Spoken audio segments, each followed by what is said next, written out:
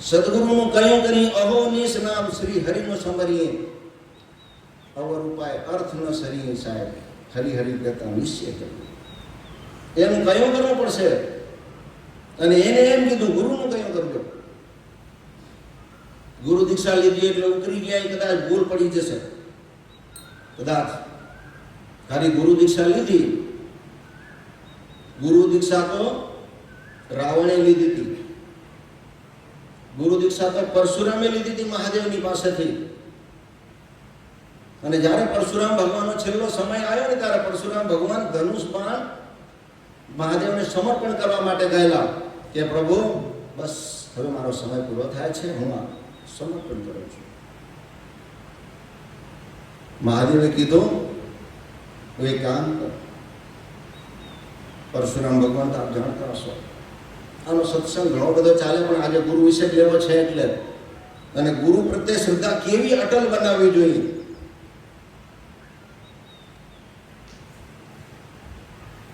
ये धनुष बाण आप लेके जाओगे, मैं दो बताता हूं आपको, उसमें से जो उचित लगे उसको देना.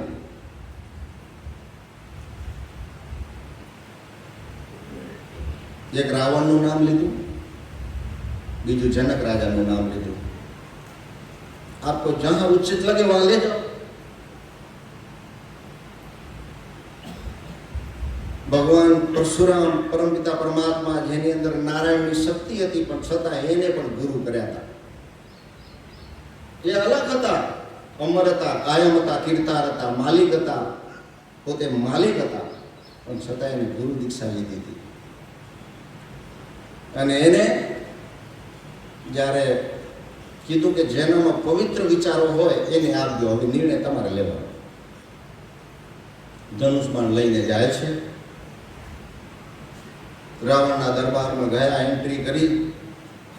રાવણના દરબારમાં એક સાધુ અલખ જગાવીને પરમાત્માનું સ્મરણ કરતા હતા, નારાયણની ભક્તિ કરતા હતા. એને સિપાહીઓ પકડીને લઈ આવેલા અને એને છેલ્લી ઘડીએ એને શિક્ષા આપવામાં આવી કે એમને કાપીને ટુકડા કરી અને બહાર ફેંકી દો.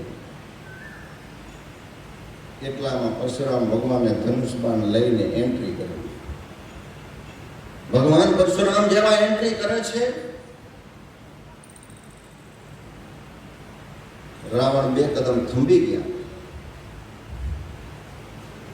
સ્ટેજ ઉપરથી ઉતરીને સામે આવ્યા, પ્રણામ કર્યા, ઉભે ઉભે વાતો કર્યું. સમજો વિવેક, વિચાર, વૈરાગ્ય અને ધ્યાન. આ વિવેક ઉભે ઉભે. કોણ આયા? ઉભે ઉભે. અતિથિને આદર કરવો પડે, પેલો એનો આસન ઉપર બિરાજમાન કરવા પડે. ઝીરો. ત્યાં કુબુદ્ધિ, કારણ કે કુવિચાર ત્યાં ચાલતા હતા, એનું આ પરિણામ કૂટનીતિ. પરશુરામ ભગવાનને રાવણ કહે છે કે પ્રભુ કેમ આવવાનું થયું? કે બસ ये धनुष बाण देने के लिए मैं आया हूं, तो दे दो, ऐसे थोड़ी दूंगा, ऐसे थोड़ी मिलेगा आपको. बोले